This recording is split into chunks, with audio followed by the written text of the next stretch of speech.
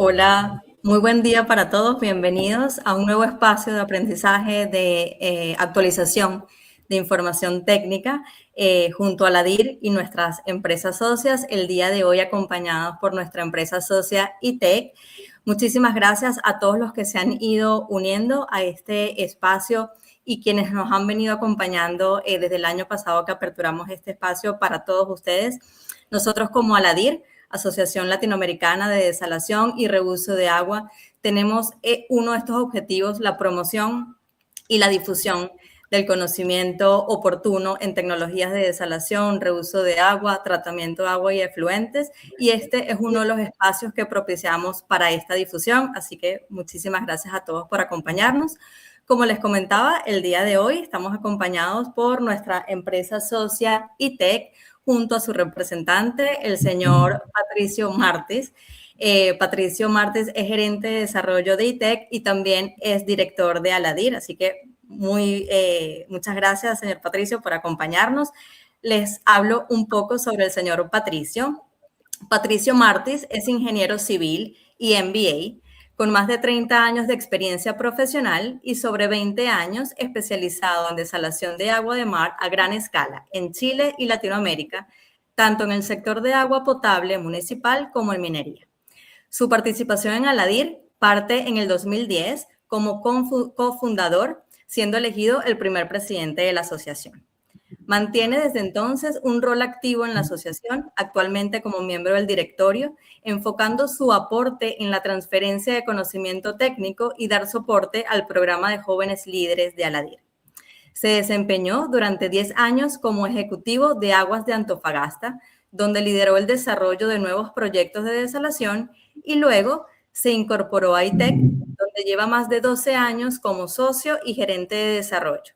Empresa de referencia en los principales proyectos de desalación de agua de mar.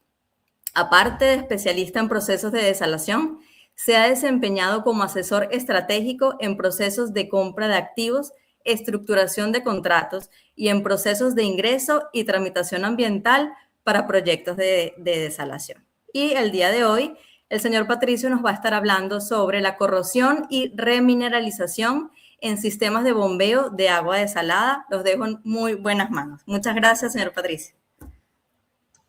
Ok, muchas gracias, Elaine. Gracias a todos por la conexión. Espero que la presentación sea entretenida. Si no, me van comentando por chat y yo lo voy aquí acelerando un poco la presentación. Oye, gracias por la presentación también, Elaine, y para mí también siempre es un gusto estar presentando y estar participando en Aladir. Así que sin más, parto con la presentación. Esto creo que es un tema que sale normalmente en los diseños de plantas, sale normalmente en la operación, y es los problemas o la sintonización que tenemos en la remineralización y en la corrosión de las tuberías de impulsión de agua desalada. Y para qué decir también con agua de mar. Entonces, la problemática en la industria, principalmente cuando tenemos un alto nivel de corrosión en la tubería, en la impulsión, tenemos una reducción de la vida útil, tenemos una falla de producción, porque tenemos que parar la producción, porque hay que hacer mantenimiento, porque hay que hacer pasar pic, porque hay que hacer reparaciones de la tubería, con trabajo no programado, con parada no programada, pérdida de producción, se nos empieza a aumentar el OPEX, el costo de operación, y hay una degradación acelerada del activo.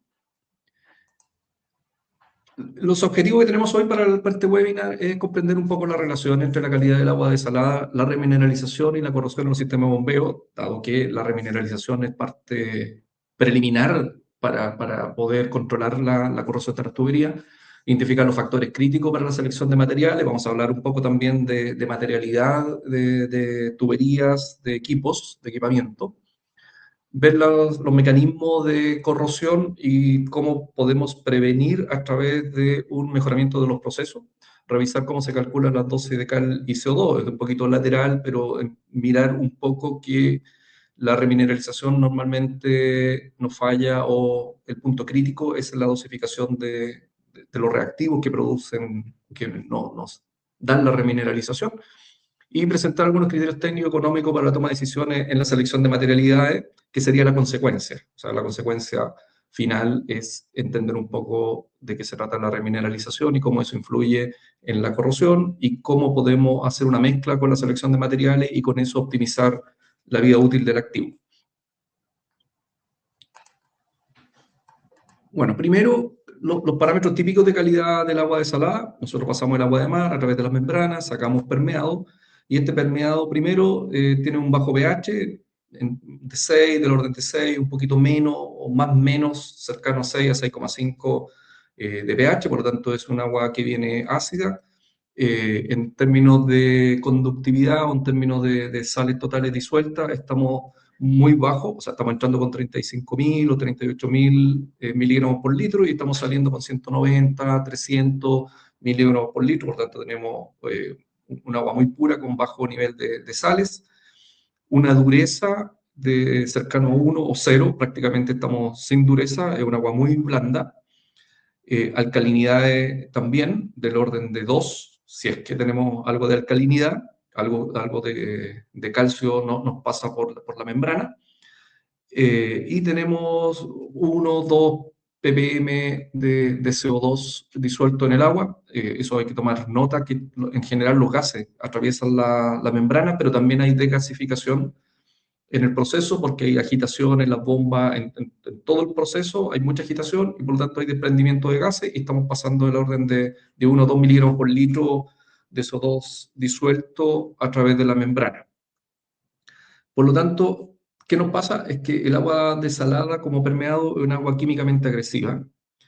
Y lo que nos está pasando es que si nosotros no remineralizamos el agua con estos parámetros que tenemos, lo que va a pasar es que esta agua va a atacar o va a tratar de equilibrarse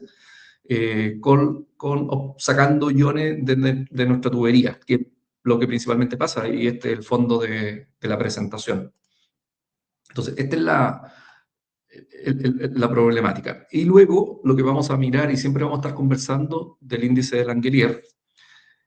Y del índice de Langelier, bueno, Langelier es una persona, es un químico que trabajó en química del agua y se dio cuenta que el agua podía estar en equilibrio a través de unos parámetros que los mide con esta ABCD. Esta es la fórmula simplificada. Entonces, lo que él dice es que este índice lo calcula como la diferencia entre el pH de la solución y el pH de saturación de los carbonatos. Entonces él dice, si me faltan carbonatos dentro de mi agua, lo que va a pasar es que el agua va a ir a buscar, se va a ir a tratar de equilibrar, sacando iones desde los materiales que tenga cerca. Pero al revés, si mi índice es superior a este cero, o sea, mi pH de saturación es menor que mi pH de la solución, lo que va a pasar es que voy a tener exceso de carbonato y entonces se van a precipitar y van a ser incrustantes. Entonces, lo que hace Langelier es que define este parámetro que es medianamente simple de medir y dice, bueno, cuando estamos en equilibrio, mi pH de la solución es igual a mi pH de saturación, estoy en equilibrio y por lo tanto no tengo ni incrustación ni tengo corrosión. O sea, el agua no está tratando de precipitar sales ni está buscando iones para poder equilibrarse. Pero cuando es negativo, lo que hace el agua es tratar de buscar iones y lo busca desde la materialidad que tiene cerca, por ejemplo, del acero. O cuando el Langelier es positivo, lo que está pasando es que se me están precipitando, se están reconcentrando sales, se están convirtiendo en sal, digamos, estos iones que están disueltos, y se precipitan. Entonces, esto es como la presentación no es acerca de Langelier. Hay otros indicadores, no sé, Riesner u otros, que tienen objetivos similares, pero el que nosotros usamos normalmente para aguas desaladas es Langelier. Y es uno que ya yo creo que está bastante normalizado dentro de la industria, que es nuestro indicador clave para entender si el agua la tenemos en el lado corrosivo o en el lado incrustante. Ahora, marqué un rango, pero el resto del rango lo vamos a ver un poco más adelante cuando veamos algo de benchmark, que nosotros deberíamos estar normalmente en el equilibrio, en un Langelier 0, para que el agua no sea ni corrosiva ni incrustante. Ahora, siempre se le da un margen, uno por un tema operacional, y lo otro es que podríamos entender que cuando estamos variándonos entre un positivo y un negativo, estamos haciendo una suerte de incrustación y de retiro de sal en la tubería. Ahora, yo diría que dado los eventos, dado la experiencia que tenemos en tubería, más bien la recomendación está un poquito más por el lado positivo que por el lado negativo. Ahora, como digo, es un indicador que está bastante normalizado y lo que me indica es un resumen. O sea, este es el mejor indicador porque en un número nosotros podemos ver cómo está nuestra calidad del agua. ¿Está incrustante o está corrosiva? Ahora, algunos factores clave. Cuando el Langelier, el LSI es negativo, tenemos un agua corrosiva que disuelve los carbonatos de calcio, ataca los metales. Cuando está en equilibrio, estamos, digamos, en una condición buscada, que es una condición ideal. O cuando es positivo, es que estamos con precipitados. Ahora, ¿qué parámetros influyen en el LSI? El pH, porque es directamente la diferencia entre el pH de la solución y el pH de saturación. La alcalinidad, la dureza, la conductividad directamente al LSI. Y hay un par de puntos que acá anoto que son los cloruros y la turbidez o la turbidez, que lo vamos a hacer un poquito más adelante, por otros dos fenómenos que tienen que ver con la corrosión electroquímica, con los cloruros, y tiene que ver con la turbidez, porque muchas veces nosotros no tenemos solamente un agua pura entrando a las tuberías, sino que además las tenemos mezcladas con otros tipos de agua que vienen con sólidos suspendidos y eso es lo que nos provoca además abrasión.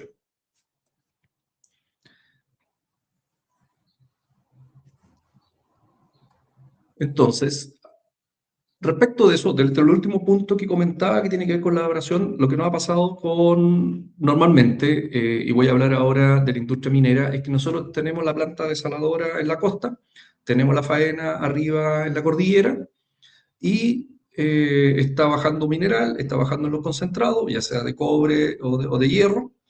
Este concentrado viene en pulpa, esta agua de pulpa se le saca en el puerto a través de filtros, a través de diferentes procesos, y tenemos un concentrado que estaría listo para ser embarcado, y tenemos agua que nos sobra, que venía en la pulpa de transporte. O sea, estamos produciendo arriba en la cordillera y se está transportando con agua hasta la costa. Esta agua podemos hacer varias cosas. ¿Qué hacemos? La devolvemos al mar, es un agua que viene con minerales, que viene con ciertas características, la podemos utilizar dentro del puerto, pero lo que normalmente, lo más natural es pescar esta agua que viene de los concentrados e inyectarlo junto con el agua desalada y poder enviarla de vuelta a la mina para el proceso, para la concentradora, en este caso. Entonces, ¿qué pasa con esta agua? Primero, esta agua que viene de los filtros de concentrado viene con sólido de suspensión. ¿Por qué? Porque venimos de la pulpa, estamos prensando, estamos pasando por una serie de filtros, pero todavía tenemos filtros, agua con sólido suspendido dentro del agua de puerto.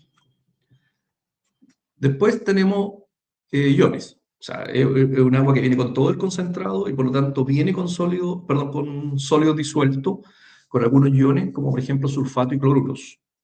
Y lo tercero es que normalmente, y esto nos ha pasado con experiencia con bastantes plantas, es que tenemos bacterias, bacteria biofilm, bacteria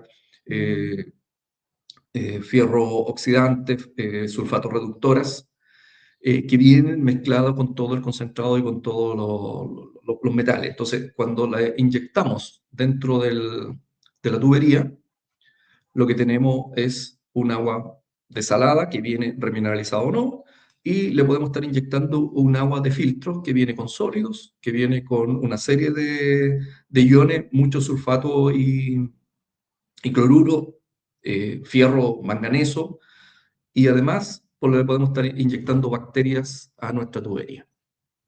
Ahora, podemos poner un sistema de filtro, pero dependiendo también del tamaño de la filtración, vamos a dejar pasar sólido o vamos a dejar pasar bacterias o materia orgánica, y de todas maneras vamos a dejar pasar los iones. Esto es como el inicio. Ahora, ¿qué pasa con los mecanismos de corrosión? Lo primero es la corrosión electroquímica. La corrosión electroquímica es la que nos conocemos de los materiales oxidados. Ahora, ¿por qué oxidado? Porque el fierro, normalmente que está aquí como fierro como estructura en cristal dentro de la tubería, este fierro pasa a oxidarse, o sea, cede electrones, se convierte en un fierro más 2. Estos electrones, a su vez, reaccionan con el oxígeno y con el agua, formando hidróxido. Ahora, lo que pasa normalmente en un sistema de corrosión, digamos, cuando tenemos esta corrección electroquímica, es que tenemos dos fases, o tenemos dos áreas, como dice acá. El área anódica, o sea, que es el que se da electrón, y inmediatamente al lado un área catódica, dentro del mismo metal, que capta estos electrones. Entonces tenemos ahí una sinergia, digamos, porque lo que está sucediendo es que parte de la tubería se está oxidando, o sea, está cediendo electrones, e inmediatamente al lado hay un proceso de reducción en la parte catódica. Entonces, lo que tenemos acá, esto lo vamos a ver un poquito más adelante con los pitting, y es que en nuestra tubería lo que está pasando normalmente cuando estamos en presencia de un electrolito, que es el agua, que en la medida que tenga más iones es más fácil transportar los electrones. Además tenemos presencia de oxígeno para que pueda producirse esta reacción. Entonces estamos teniendo en un mismo punto una zona que normalmente está bajo la superficie, que es la zona anódica, que está perdiendo electrones y que se está oxidando y está sacando fierro más 2, que luego se convierte en fierro más 3, que se deposita, y sobre una capa catódica, que es la que está recibiendo todo este material que estamos sacando de la tubería, o sea, la que está sacrificando es la zona anódica y donde se está acumulando todo este material oxidado, llamémoslo oxidado, que es en la zona catódica.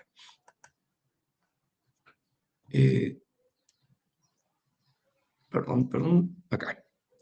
Entonces, ahora, todo esto en esta introducción, porque quiero llegar rápidamente a la remineralización y a la corrosión y a la selección de materiales, es que además podemos tener otras cosas, como por ejemplo pares galvánicos, cuando tenemos dos metales de diferentes calidades y nos está produciendo también una huida de electrones desde la zona anódica a la zona catódica. Tenemos un material que es más noble que otro, entre comillas, y uno está perdiendo material y se está transportando a través de este par ánodo-cátodo al material más noble, del menos noble al más noble.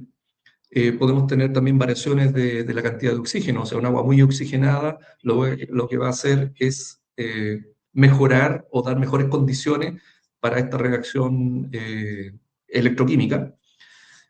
Podemos tener también esfuerzos mecánicos. Estos esfuerzos mecánicos tienden a romper parte de la superficie, por ejemplo, a generar tensiones y roturas dentro de las capas pasivas que vamos a ver de los materiales. Y podemos tener turbulencia y altas velocidades, y esto sumado a sólido suspendido, lo que va a provocar es un mecanismo de erosión que va a ir mezclándose, erosión, vamos a ir sacando capas superficiales, va a quedar el metal expuesto, y este metal expuesto va a ser atacado por este proceso de corrosión electroquímica. Ahora, esto es lo que aquí quería llegar con toda esta introducción, es que vamos a llegar a los pitting, que típicamente cuando tenemos tuberías de acero inoxidable, algunas tuberías de acero inoxidable, algunas tuberías de acero al carbono, que comenzamos con pequeñas, no tenemos una corrosión generalizada donde tenemos una gran rotura de la tubería, sino que tenemos pequeñas perforaciones en la tubería.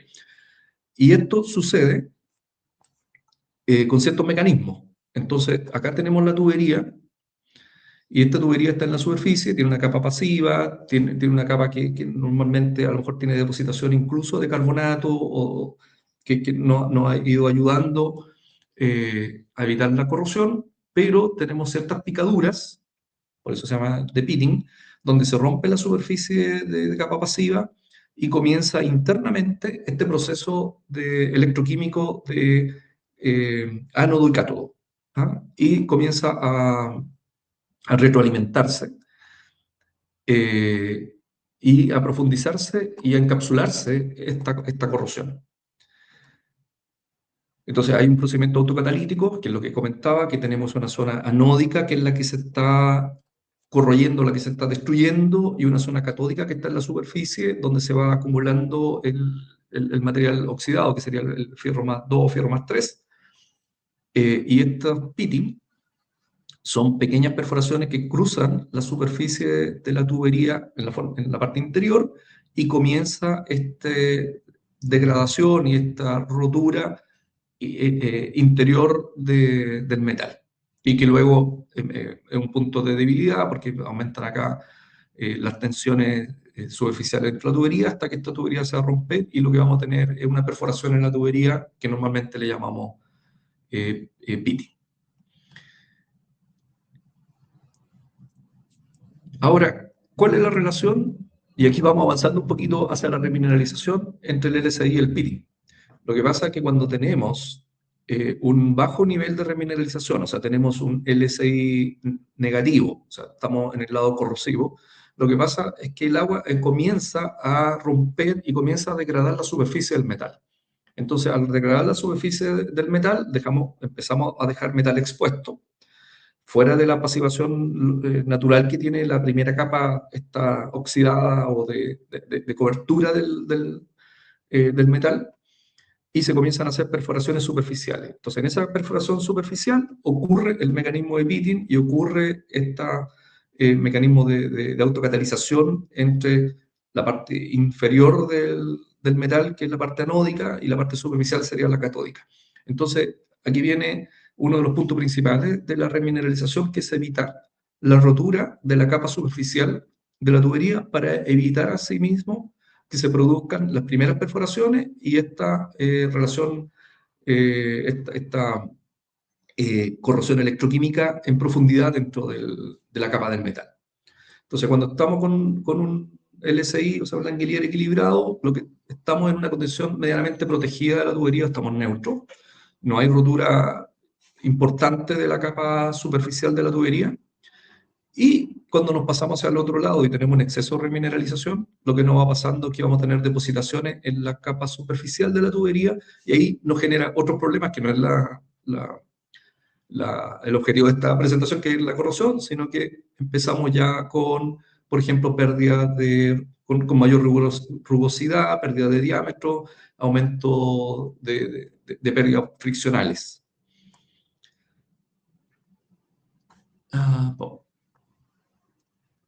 Entonces, a menor LSI, mayor incidencia y profundidad de las picaduras por el mecanismo que estaba comentando anteriormente. Por lo tanto, hay una sinergia. Además, si nosotros le agregamos aguas, por ejemplo, de filtrado de concentrado, donde tenemos sólido suspendido, además vamos a tener otra relación sinérgica con todo lo que he comentado, que tiene que ver con los sólidos de suspensión, tiene que ver con una remoción de la capa protectora, la primera capa que tiene el metal, que es una capa lisa, donde las estructuras moleculares o los cristales que se han formado en el acero están todos completamente homogéneos, queda el metal expuesto, y comienza el ciclo de autocatalización, que es la corrosión, los pitting y la rotura que tenemos en tubería. Ahora, ¿qué favorece esto? La velocidad y turbulencia, a mayor velocidad, mayor abrasión, la geometría, cuando nosotros tenemos cambios de dirección, tenemos, por ejemplo, zonas, algunos, no sé, por ejemplo, en los codos se produce pérdida despegue de la vena líquida, por ejemplo, cuando hace la curvatura, se producen microturbulencias en las zonas posteriores, por ejemplo, al cambio de dirección, y ahí se producen abrasión muy acelerada debido a las partículas suspendidas.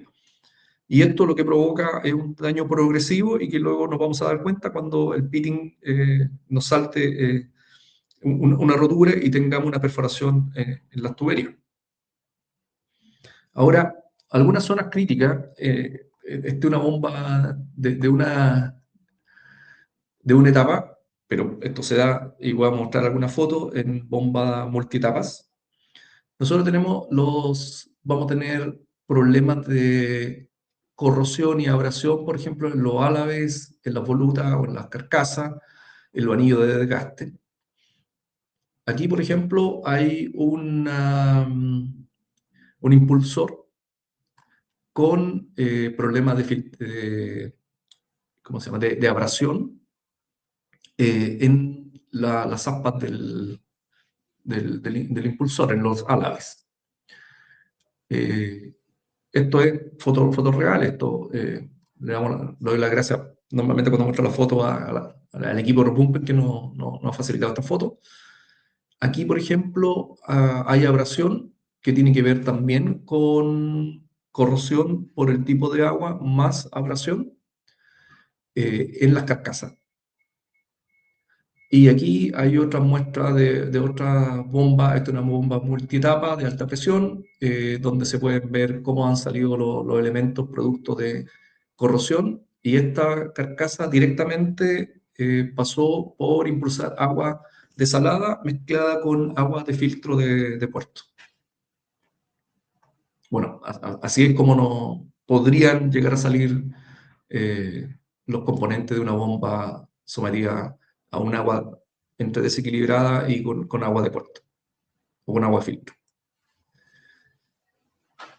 Ahora, respecto de la remineralización, primero, nosotros tenemos un agua desalada sin tratar, que produce todo lo que he contado anteriormente, y un agua remineralizada. Entonces, la remineralización lo que nos hace es proteger la infraestructura directamente. Probablemente no mejora algo el sabor del agua, un poquito más dura, tiene un mejor sabor, según yo.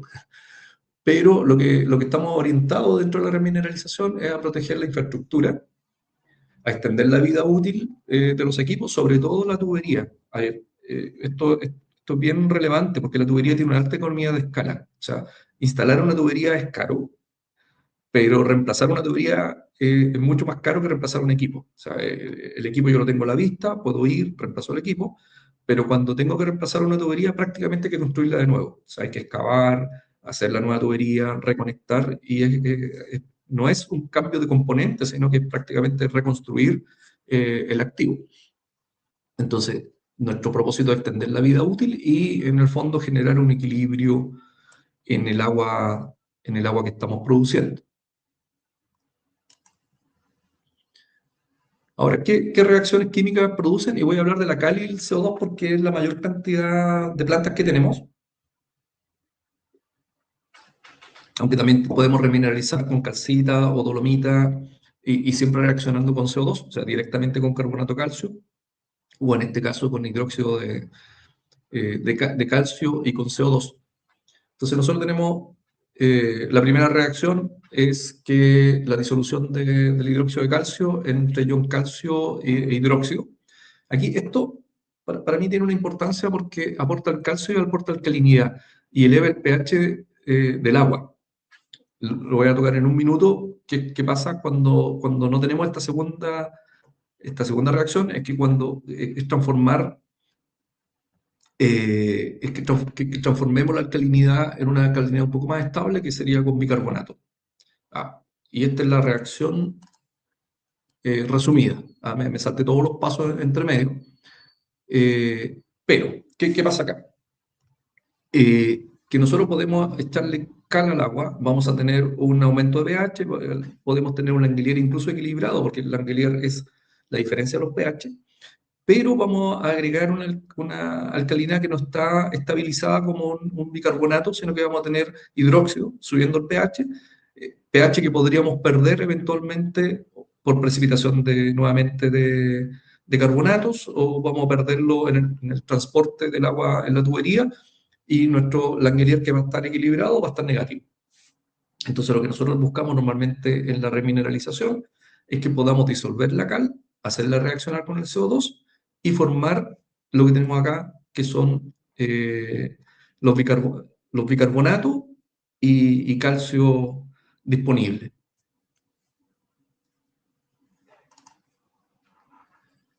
Esto ya lo pasamos, o sea, que el LSI, que lo vuelvo a mencionar, pero lo que sí, nosotros tenemos que validar permanentemente en qué punto estamos. Ahora, entonces el proceso de remineralización ocurre mezclando cal con CO2, provocando estas reacciones, obteniendo bicarbonato. Entonces tendríamos alcalinidad, tendríamos dureza, que son principalmente los elementos que van a entregarnos el pH de saturación del carbonato. Entonces, para obtener un buen LSI, lo que nosotros necesitamos es aumentar la alcalinidad de dureza. Lo vamos a ver en el benchmark. Ahora, ¿qué pasa? Normalmente hemos visto en algunas fallas. Por ejemplo, que tenemos insuficiente CO2. Al tener insuficiente CO2, nosotros podemos aumentar la dosis o nos va a quedar cal disuelta, vamos a tener mejor pH, efectivamente, pero tenemos riesgo de precipitación de cal y tenemos riesgo de que perdamos el pH en el transporte. Entonces, la cosa que hemos visto es tener el CO2 suficiente para poder provocar la reacción completa y no quedarnos solamente midiendo pH, porque el pH podría estar dado solamente por la disolución de la cal y que tengo hidróxido dando vuelta en el agua. Variación operacional del CO2. El CO2 es un gas que tenemos que comprimirlo y tenemos que meterlo dentro del agua de carrier, que es el agua de salida. En la línea vamos a tener que sacar una conducción con agua. Esa conducción con agua le tenemos que agregar el CO2. Para agregarle el CO2 disuelto, tendremos que elevar la presión del agua porque tenemos que seguir la ley de Henry. Entonces, la capacidad de disolución de los gases dentro de un líquido dependen de la presión, de la temperatura principalmente. Entonces, si yo tengo que aumentar la presión a un cierto nivel de temperatura, me va a decir o me va a indicar cuánto CO2 yo voy a poder disolver. Si yo tengo variaciones permanentes, por ejemplo, en la presión de mi línea carrier, que es la que recibe el CO2, o tengo diferentes rangos de temperatura, lo que voy a obtener son diferentes cantidades de CO2 disuelto, y eso va a indicar, me va a llevar a que cuando produzca la reacción no va a ser estable porque no voy a saber con claridad cuánto CO2 tengo disponible para la reacción.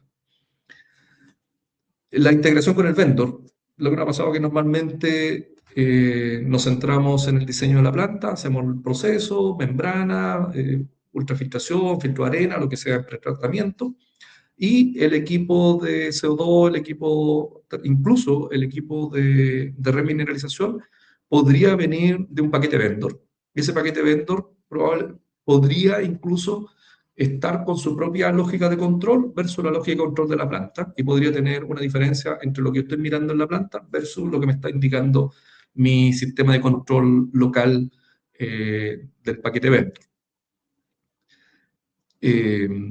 Diseño deficiente de mezcladores, podría tener... El riesgo en realidad del CO2 es la gasificación del CO2, o la desgasificación, o sea, que no pudiera tener en el sistema de mezclado, o pudiera tener escape de CO2 a pasar por los diferentes procesos, y voy a tener menos CO2 disponible del que yo dosifiqué al inicio para poder provocar la reacción con la cal. Y en la cal, por otro lado, típicamente la pureza es un factor crítico. Normalmente, y aquí ya hemos aprendido la lección, que hemos diseñado con 90%, 92% del orden de pureza de la cal, cuando en la realidad estamos teniendo 80-85% de pureza. Y eso significa que quedamos cortos con los diseños de los equipos de dosificación de cal. A rato podríamos tener problemas de concentración de la cal, porque la cal la sacamos como lechada, o sea, una cal muy concentrada, pero lo que nos interesa es que no tengamos partículas flotando en el agua final, sino que tengamos cal disuelta en agua a un punto máximo de saturación, y esa cal la hacemos reaccionar con el CO2, con el agua con CO2. Entonces, para obtener una cal saturada y no sobresaturada, donde tengamos riesgo de precipitación, por ejemplo, de cal, tenemos que pasarlo por un saturador. Y muchas veces se nos empieza a perder el control del saturador de cal, porque no puedo estar permanentemente sacando muestras y viendo cuánta cal tengo. Entonces, lo que se hace es controlarlo, por ejemplo, con un pHímetro. Entonces, medimos el pH del saturador y en función de alcanzar un cierto pH, decimos, ok, tenemos cal saturada. Pero lo que tenemos en el fondo es una concentración que no es estable o no fija, porque vamos a tener 1300 miligramos por litro, 1400, 1500, 1800, 1400, y eso, al no tener un control completo de cuánta dosis o qué concentración tenemos de carbonato de calcio, de cal, a la salida del saturador, lo que nos hace es tener variaciones definitivamente en el nivel de saturación o en el nivel del Anguillier que queremos salir. Falla mecánica del silo de cal, la cal se nos pega, se generan unos puentes de cal, hay que estarlo golpeando, tenemos que tener noqueadores, un poco compleja también a rato el manejo de cal. Y lo otro es la calibración de los equipos, o sea, calibrar el tornillo, calibrar el dosificador en peso. También es difícil porque tenemos 10 metros de columna de un silo completo de cal, que no es llegar, entrar y poder hacer una calibración el día que queramos hacer. Eso es respecto de remineralización, está un poquito rápido, pero quiero unirlo después al final con un poco de la visión respecto a materialidades. Y ahí vamos a introducir el otro factor, porque tenemos remineralización, tenemos los sólidos suspendidos, cuáles son los factores que afectan la remineralización, y la corrosión microbiológica. Porque en varias tuberías de impulsión estamos con presencia de contaminación microbiológica.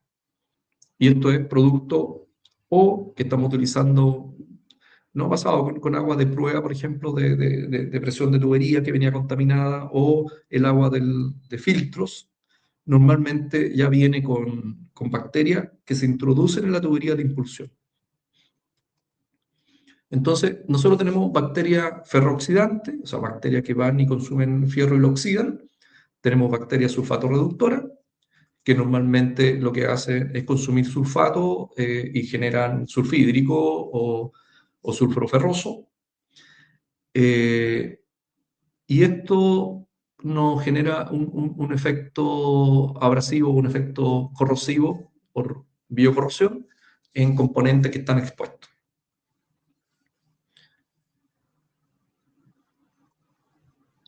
Aquí voy a pasar un poquito de la matemática.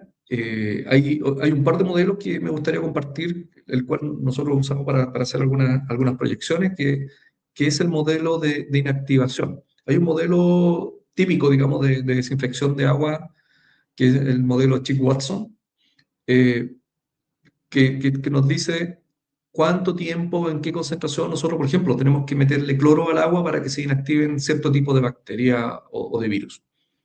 Entonces, este es un modelo derivado de eso, que se llama el modelo de Gerard. Y el modelo de Gerard lo que nos dice es que cuando se aplica un biocida, por ejemplo, en una tubería de impulsión, lo que nos va a pasar es que hay una fase de latencia, que es una fase donde la bacteria todavía no reacciona. Normalmente bacteria que está metido debajo de un biofilm, de un slime. Entonces, en este tiempo va pasando, esta bacteria no reacciona todavía al biocida y luego hay un decaimiento de la bacteria, ya comienza a reaccionar y el biocida empieza a eliminar bacterias hasta que hay un punto de resistencia. ¿Ya? Esto es una escala logarítmica, esto funciona en escala logarítmica, como todo estudio de bacterias, donde tenemos la primera parte de acá, que es el hombro, que se llama la fase de latencia, luego tenemos un decaimiento exponencial, un log lineal, de hecho es una recta sobre una escala logarítmica, y luego una fase de cola que se llama que la fracción resistente, que son las bacterias que todavía o son resistentes o se han hecho resistentes a esa dosis de biocida. Y luego, ¿cómo crecen las bacterias? A través de este otro modelo, que es el modelo Monod, donde igual es exactamente eso, es simétrico, donde hay una fase de latencia, hay una fase de duplicación, o sea, esto es lo que estamos midiendo cada cuánto la colonia se va duplicando, y esto se mide también en escala logarítmica, y luego hay una fase máxima de estabilización, que tiene que ver con, por ejemplo, el sustrato limitante. O sea, si tenemos una bacteria sulfato reductora y nosotros, esa bacteria lo que va a estar limitada es por la cantidad de sulfato que tenga para poder reaccionar. Entonces, si nosotros tenemos un agua con muy bajo nivel de sulfatos, vamos a tener un nivel menor estacionario de crecimiento de la bacteria, porque no va a tener alimentación suficiente. Y así viceversa. Y lo mismo pasa, por ejemplo, con el fierro en suspensión que podamos tener, perdón, el fierro disuelto que vamos a tener en el agua. Esto es lo que nosotros estamos viendo, el tiempo de duplicación, como teníamos anteriormente el tiempo de reducción. Y, y lo que acabo de decir, a mayor cantidad de nutrientes, mayor velocidad de crecimiento de las colonias. Entonces, esto lo tenemos que combinar para poder entender matemáticamente cómo tenemos que dosificar o cómo tenemos que tratar un problema de bacteria dentro de la tubería. Y lo que vamos a tener es que cuando nosotros dosifiquemos el biocida, vamos a tener, por el modelo Gerard, un modelo de reducción de la colonia bacteriana.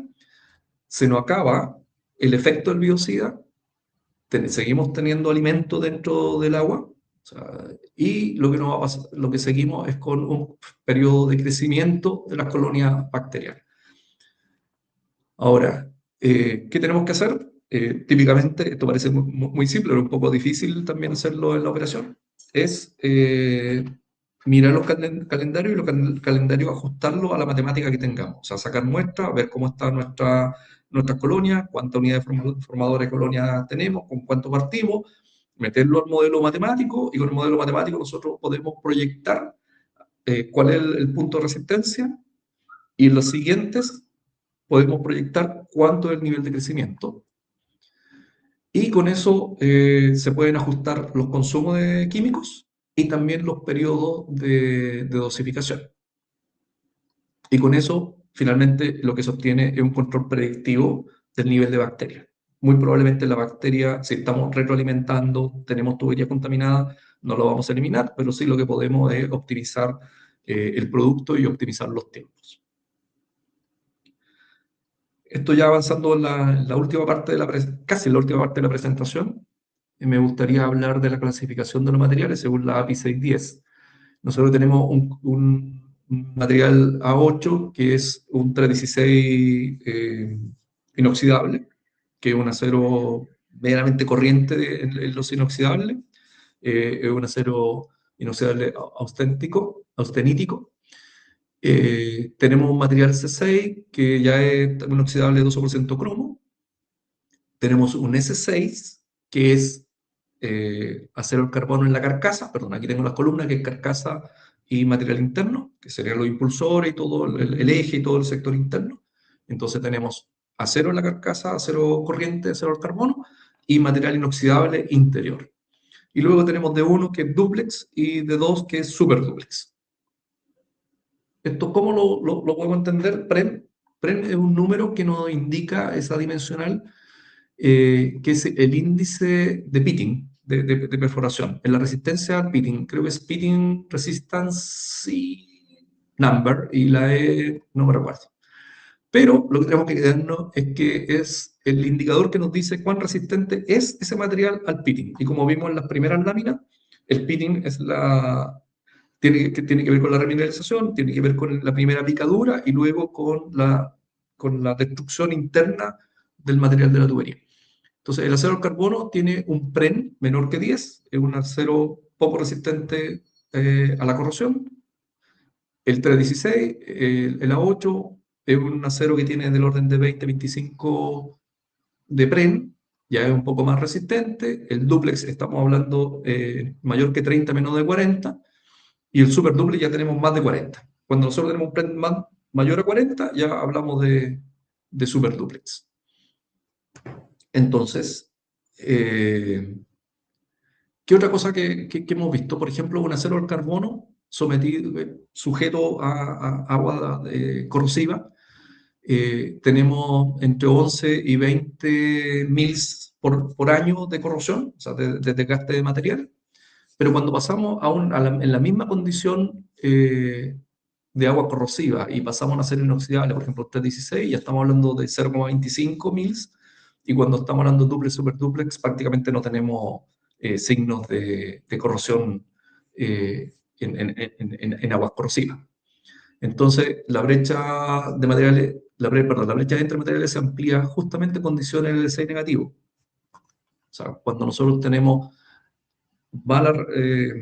o baja nivel de remineralización o LSI negativo, materiales como el duplex o el super duplex son bastante más resistentes y podemos trabajar con LSI negativos, pero con materiales más resistentes. Por eso la materialidad tiene una relación directa, la selección de materialidad, con nuestro nivel de proceso. Aquí, por ejemplo, tenemos una bomba también con super duplex, con carcasa duplex, que tiene 40.000 horas de operación, y no vemos las mismas condiciones que vimos en las que estaba completamente corroída en las primeras láminas. Entonces, aquí la materialidad sí influyó bastante. Ahora, una regla rápida es que nosotros podemos estar, por ejemplo, con acero al carbono. La S6, recordemos que es carcasa de acero al carbono, pero con interior con inoxidable. Oye, tenemos el LSI equilibrado, no tenemos sólido, bien. Utilizamos típicamente en aguas potables, por ejemplo, una S6 o una C6 que es acero al carbono, carcasa de acero al carbono o con inoxidable. Pero ya cuando empezamos con un poco más de sólido, tenemos que hacer un LSI relativamente estable, ya podríamos estar pasando a inoxidables, o un 316 con una 18 o un 12% cromo. Ya cuando empezamos a bajar el LSI medianamente negativo, ya podemos seguir usando a lo mejor el 316, pero podemos empezar a usar dúplex, ya cuando tenemos LSI negativo, agua mucho más agresiva, ya definitivamente tenemos que irnos completamente a dúplex, o cuando ya tenemos definitivamente LSI negativo, condiciones muy, muy extremas, vamos a resistir con dúplex y super dúplex. Ahora, en esta decisión, estos son algunos de los números rápidos, digamos, que tenemos, es claramente cuando trabajamos con duplex o super duplex es mucho más caro en el CAPEX. Entonces, este es el sector azul oscuro en nuestra línea de CAPEX.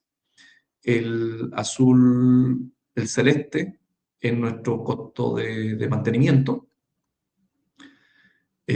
Ya empieza a ser menor el mantenimiento que estamos haciendo con materiales más nobles como el super duplex, y esto es nuestro costo de reposición y de fallas operacionales, que definitivamente para aguas agresivas, claramente trabajar con carcasa de acero al carbono o con material con 316, que es un material mucho menos estable para los ambientes corrosivos, nos sale más caro que ir directamente al super duplex. Me queda poco tiempo, pero voy a tratar de pasar rápido esto, porque otra cosa es el recubrimiento de tubería. Voy a pasarlo muy, muy rapidito. Tubería, una forma de defendernos, digamos, de aguas que sean corrosivas, de bacterias, de material abrasivo, es pasar por el recubrimiento, por ejemplo, FBE, que es un recubrimiento en polvo, se pega electrostáticamente a la tubería, luego se pasa por fundición y queda completamente adherido. Lo otro en terreno, hacer reparaciones con pinturas líquidas, normalmente mecanizadas y con control de calidad. Pero si normalmente tenemos puntos de falla, por ejemplo, en las reparaciones en terreno. O sea, se hace la soldadura quema normalmente o se expande porque el calor va rompiendo el recubrimiento lateral que queda en el espacio para hacer la soldadura, y eso es un punto potencial de falla. Lo segundo, bueno, la soldadura, reparaciones que quedan perdón, la uno era reparaciones que quedan mal pintadas. O sea, tenemos que usar algún mecanismo de limpieza de la superficie, aplicación completa de pintura, ojalá mecanizada y no manual. Spool de menor diámetro, no van a fábrica a ponerle FB, sino que son fabricaciones típicamente locales, son más difíciles de recubrir, y normalmente ahí tenemos algunos puntos de falla. Y obviamente las bridas y las uniones. Me queda muy poquito tiempo, Elena, así que tú, por favor, dime hasta dónde seguimos. Creo que me quedan un par de láminas que las puedo pasar muy rápido. ¿Qué Sí, pasa señor cuando Patricio, tranquilo. Sigamos con eso para ya terminar la presentación, quedamos muy bien. Perfecto. Mira, cuando tenemos un recubrimiento que no está continuo, que tenemos algunas fallas, primero vigilar el Langelier, tenemos que ir al Langelier positivo, medición continua de la tasa de corrosión, partir en un tiempo cero sin bacterias, o sea, partir limpio con la tubería, precaución con agua recuperada de proceso, si vamos a poner agua de proceso, tratarla previo a la inyección a la tubería, y el control microbiológico preventivo, que es mediciones permanentes de bacterias. Ahora, y con esto espero cerrar, que este es un benchmark de diferentes plantas. Le puse planta A, B, C, D, porque todos están con confidencialidad, digamos, de los datos que nosotros tenemos en nuestro proceso, digamos, de trabajo con diferentes plantas. La planta A sí que esta es la planta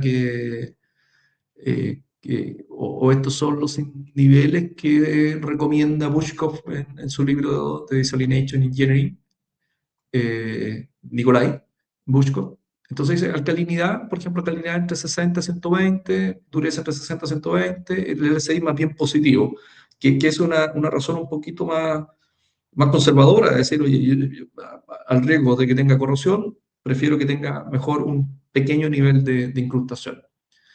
Ahora, esto son diferentes plantas reales que hemos catastrado y que creo que acá se ve mejor. en el rango, por ejemplo, de Langelier. La planta A, que es la de Buchko. La planta B dice menos 0,5 más 0,5, la planta C menos 0,2 más 0,2, o sea, siempre en el entorno de 0 más o menos un rango operacional. Por ejemplo, acá tenemos plantas sin información, pero dice, oye, el LSI no lo estoy midiendo, pero sí estoy midiendo que tenga alcalinidad del orden de 55 o 40-50, que ya con eso me va a dar un Langelier relativamente cercano a cero. Deberíamos pensar que entre 50 o 60 de alcalinidad, nosotros deberíamos estar del orden de un Langelier cercano a cero o levemente positivo. O sea, con 50 a 60 de alcalinidad deberíamos estar en el Langelier cero. Bueno, esto es más de lo que hemos conversado en el webinar: control integral del LSI, materialidad adecuada, recubrimiento como primera defensa, control microbiológico, monitoreo continuo y enfoque sistémico, que es remineralización, mirar la remineralización, mirar qué recubrimiento, qué materialidades tengo, monitorear, hacer control microbiológico y hacer este circuito, digamos, de revisión permanente. Ok. Elaine, te dejo la palabra porque esa fue mi última Listo. palabra. La última va a ser rapidito, pero porque tengo una hora de webinar programado. Pero señor Patricio, excelente la presentación como siempre. Muchísimas gracias por este detalle y bueno, compartirnos toda su experiencia en el día de hoy. Tenemos todavía a todas las personas conectadas. Muchas gracias a todos los que nos siguen acompañando, están acá con nosotros. Vamos a hacerles algunas preguntas que tenemos para el señor Patricio. ¿Ya? Si tienen más preguntas, las pueden ir por acá escribiendo en cualquiera de las plataformas, sea por LinkedIn, por YouTube o por StreamYard, nos pueden ir dejando sus preguntas. Sebastián Cortés nos pregunta, ¿cómo afecta la poca solubilidad de la cal hidratada en agua al proceso de generación de carbonato de calcio in situ?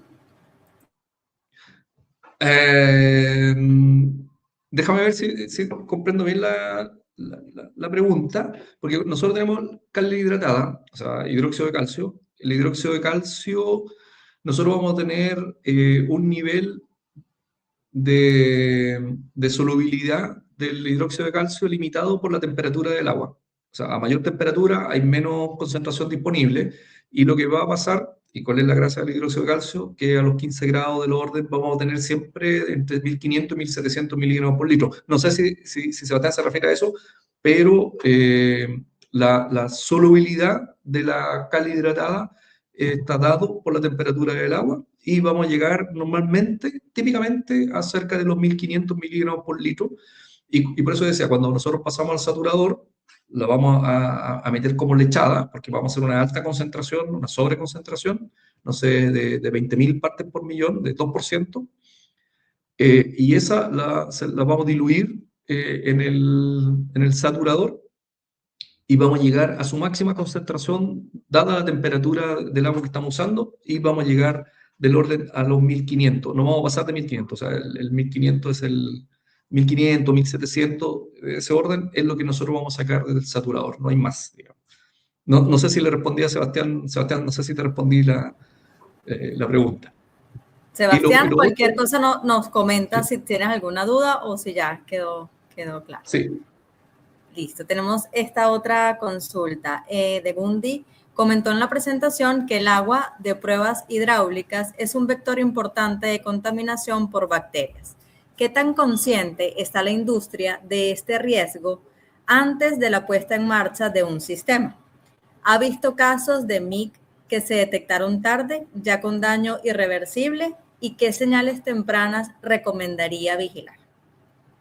Sí, es una buena pregunta que tiene mucho de cierto. O sea, como probablemente no sé si lo ha visto, pero efectivamente, yo creo que hay una diferencia, y no ha pasado, no en una planta, en varias plantas.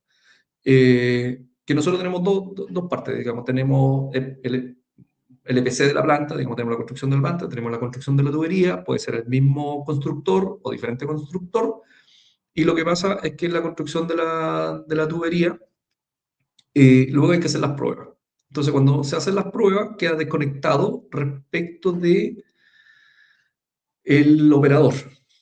Ya, entonces después, cuando viene el operador, se da cuenta, por ejemplo, que las pruebas se hicieron con un cierto agua que podría venir contaminada. Entonces, ¿qué tan consciente está la industria del riesgo ante la puesta en marcha de un sistema? Eh, yo me atrevería a decir que hay dos etapas, que la industria, hablemos de la operación, entra posterior al comisionamiento, o entra posterior a la construcción. Y probablemente la prueba hidráulica más bien está por el lado del constructor, y el constructor no necesariamente entiende todo el proceso, digamos, que acabamos de conversar ahora. Y yo creo que hay varios casos, al menos yo conozco 3 o 4, que ha pasado eso, y que yo creo que cada vez, por ejemplo, con este tipo de conversaciones, se hacen más presentes dentro de los procesos de construcción de tubería, tener a la vista que a lo mejor dejar o sea, basta con un par de análisis de calidad del agua para hacer las pruebas, y eso podría eliminar riesgos, peligro y costos muy importantes hacia el futuro. ¿Y se ha visto casos que se ha detectado tarde? Sí. Hemos visto casos que se ha detectado tarde. ¿Por qué? Eh, Hay una parte que no comenté, porque cuando pasa la bacteria, no ha tocado casos, bien, no sé si será muy conocido, pero casos donde la bacteria estuvo mucho tiempo anidando la tubería, entonces cuando pasa y comienza a corroer y a romper la tubería y a retroalimentarse de la tubería, los nidos bacterianos forman unos bulbos, unos, no sé cómo, no sé cómo llamarlo, son bulbos, son encapsulamientos, digamos, donde la bacteria queda metido dentro de la tubería. Entonces, luego los químicos ya no entran. Entonces el químico pasa y no penetra donde está la bacteria, porque la bacteria ya está metida dentro del manto de la tubería. Y la única forma de sacar eso es pasando por medio mecánico, romper todo lo que se ha formado detrás de la bacteria, dejar expuesta la bacteria y meterle los químicos. Y sí, han habido casos muy avanzados donde eso ya es imposible y lo único que queda es cambiar la tubería, porque no hay forma de hacer esa rotura y de llegar a la bacteria y meter los químicos necesarios. Muchas gracias, señor Patricio. A ver, acá Marlon González nos consulta, ¿qué tecnologías de monitoreo en líneas sensores, sistema SCADA, LOD son más efectivas para detectar corrosión temprana en bombas y tuberías? Bueno, difícil pregunta, porque normalmente lo que hacemos es, por ejemplo, cupones de corrosión que podrían ser efectivos. Mi especialidad no necesariamente es respecto de, de control de corrosión o de monitoreo de corrosión, más bien es por el lado de los procesos, pero podrían ser, por ejemplo, cupones, que tendríamos que poner cupones, por ejemplo, a la salida de puntos críticos, donde ya tenemos agua que podamos medir.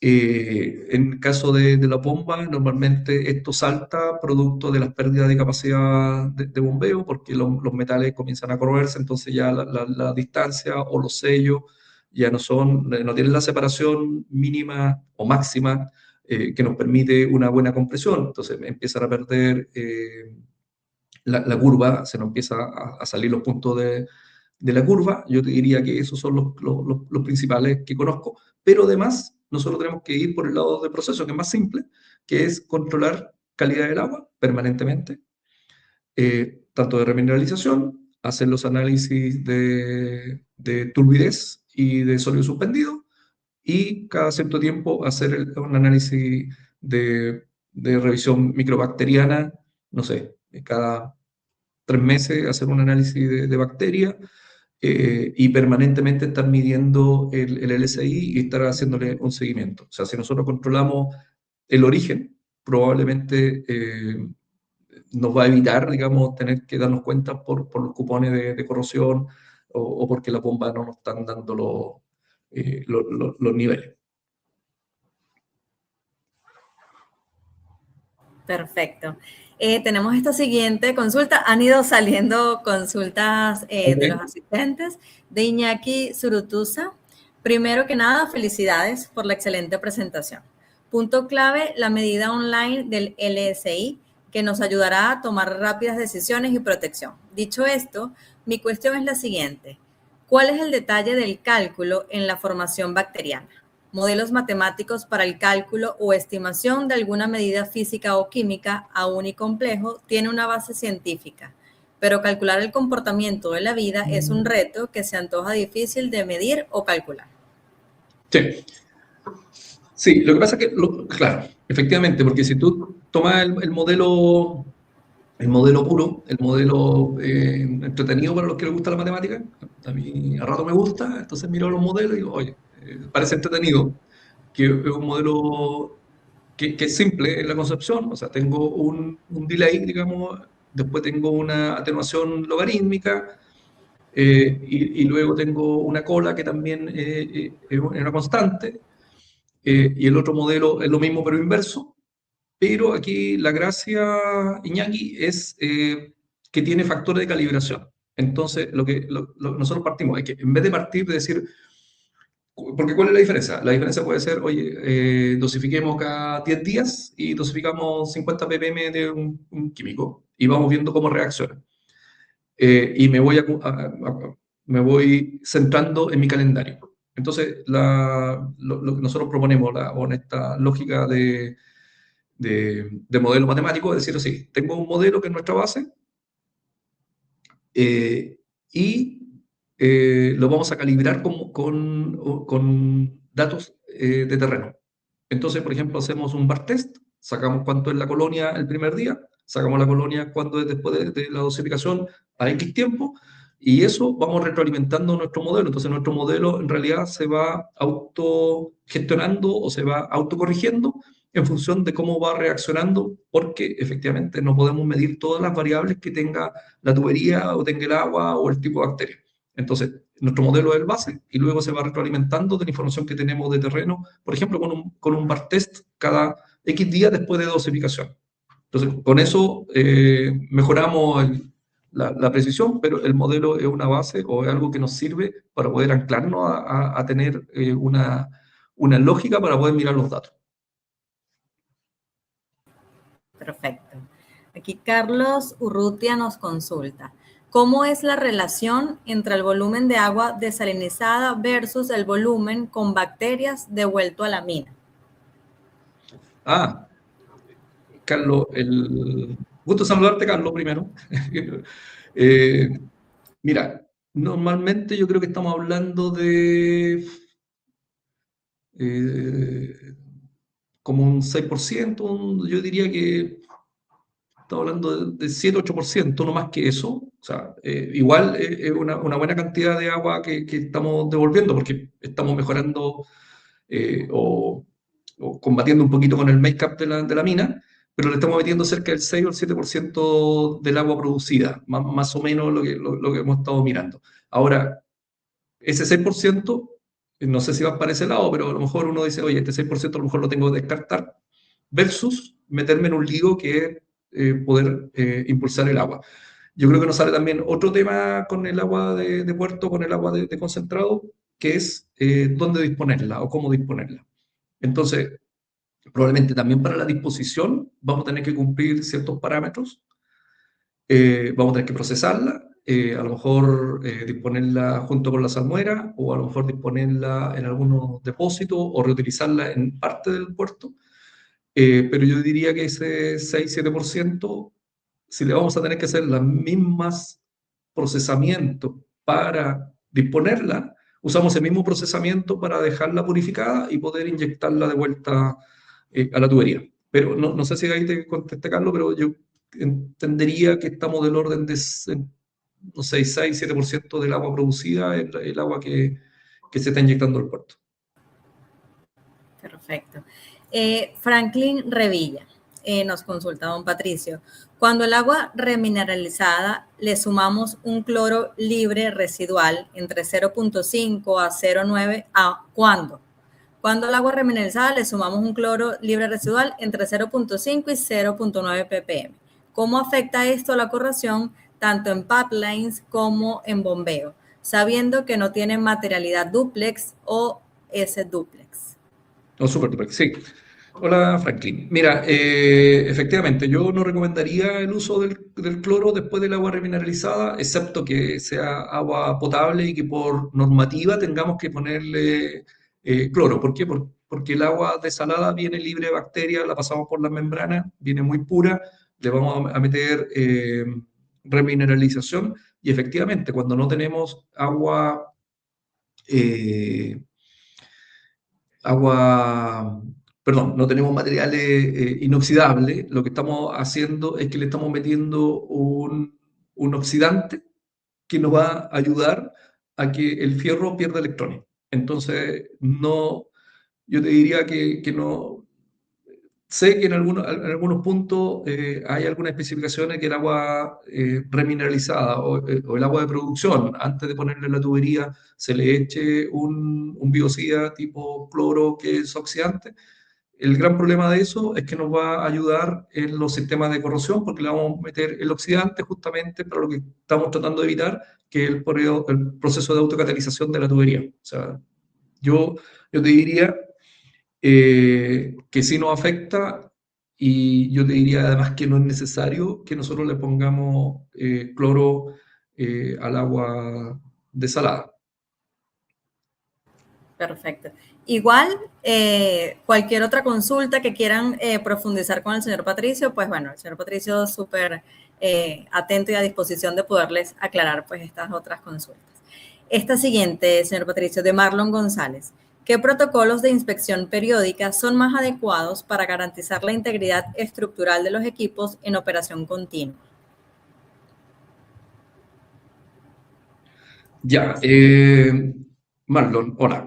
¿Qué protocolos de inspección periódica son más adecuados para garantizar la integridad estructural de los equipos en operación continua? Mira, yo diría que hay que, nuevamente, o sea, en, tenemos que mirar materialidad. O sea, si nos vamos a diseño, a ver, voy a tratar de hacer un recorrido rápido. Si nos vamos a diseño, normalmente lo que estamos peleando en el trade-off, digamos, peleando me refiero a decir, oye, ¿qué vamos a utilizar o no utilizar? Es que tenemos que hacer un buen trade-off de materiales y ver si los super duplex o los materiales inoxidables de mayor resistencia en nuestra evaluación del ciclo de vida del activo son convenientes o no. ¿Ah? Para nosotros normalmente en ingeniería decimos sí, pongámosle super duplex, pero normalmente en la conversación ahí con el cliente hay que evaluar, oye, ¿estamos dispuestos a pagar ese super duplex o no? Entonces, eso por un lado. Después, en la parte de operativa, nosotros tenemos que vigilar, como decía anteriormente, calidad del agua. ¿Sí? Todo esto pasa por calidad del agua. Entonces, ¿qué protocolo periódico, por ejemplo? Nosotros tenemos que estar midiendo, sacando muestras y midiendo alcalinidad. La alcalinidad la vamos a medir en el laboratorio, pues hay que sacar una muestra, vamos a medir alcalinidad, tenemos que medir pH, o sea, hacer una batería permanente, el pH lo vamos a medir online, y tenemos que estar midiendo y viendo cómo estamos ajustando, que es lo más complejo, ajustar la remineralización a los indicadores que estamos sacando en el agua final.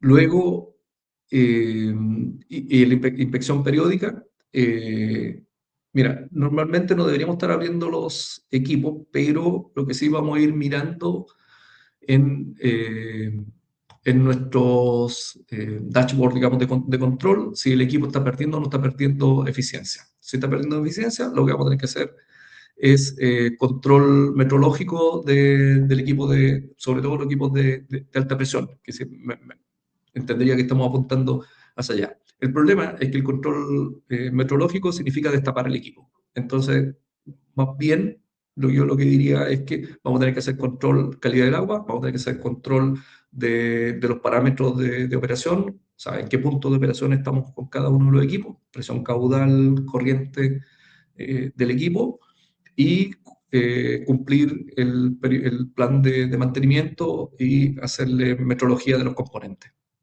Creo que por ahí, no sé si es la pregunta, y por ese lado. Perfecto. Mire, señor Patricio, vamos a hacer esta última consulta. Ya. Tenemos otras más, pero por temas de tiempo poder cerrar para también respetar el tiempo de la audiencia y de usted.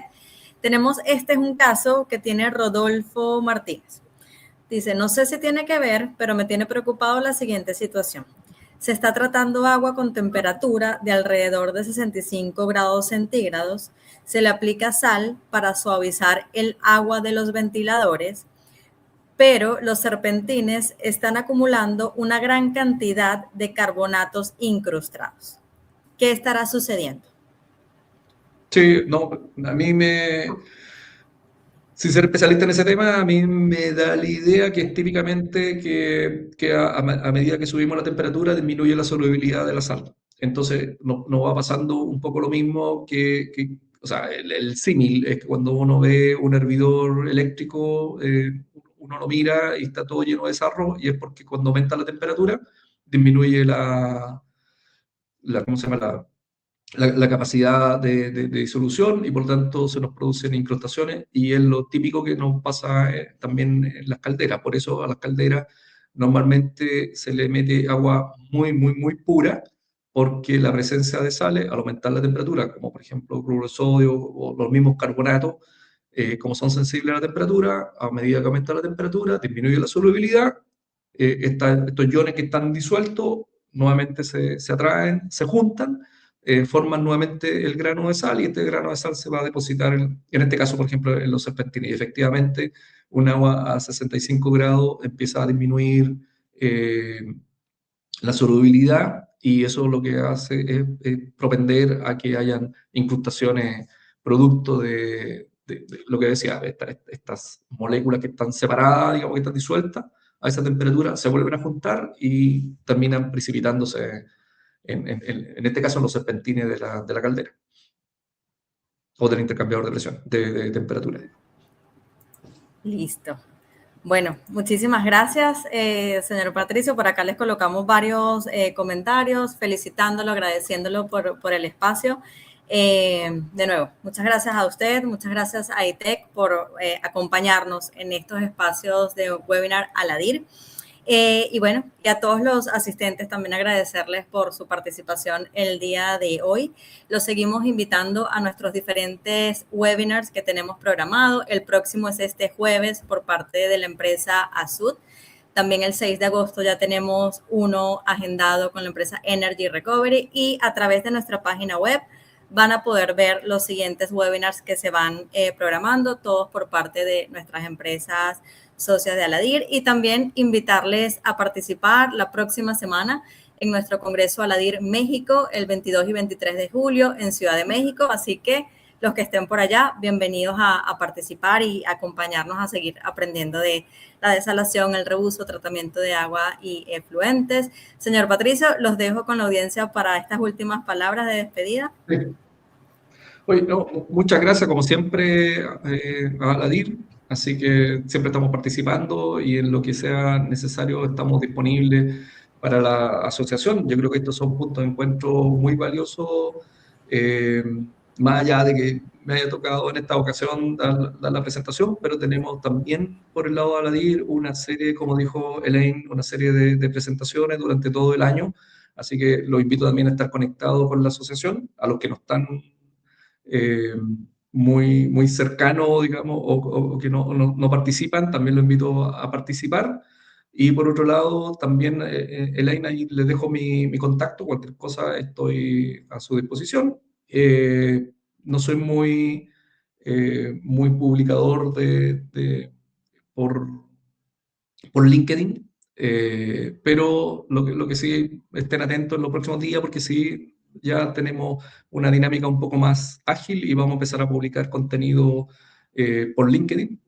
Eh, Más bien ha sido a otras redes sociales, pero LinkedIn también es muy interesante y vamos a ir participando por el lado mío, por el lado del resto del equipo acá de ITEC. Así que muchas gracias nuevamente y gracias a todos los que se quedaron conectados y estuvieron acá la hora escuchando.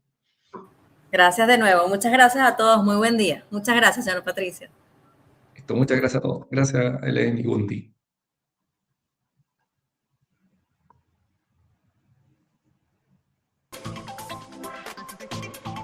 Ya, ¿leen?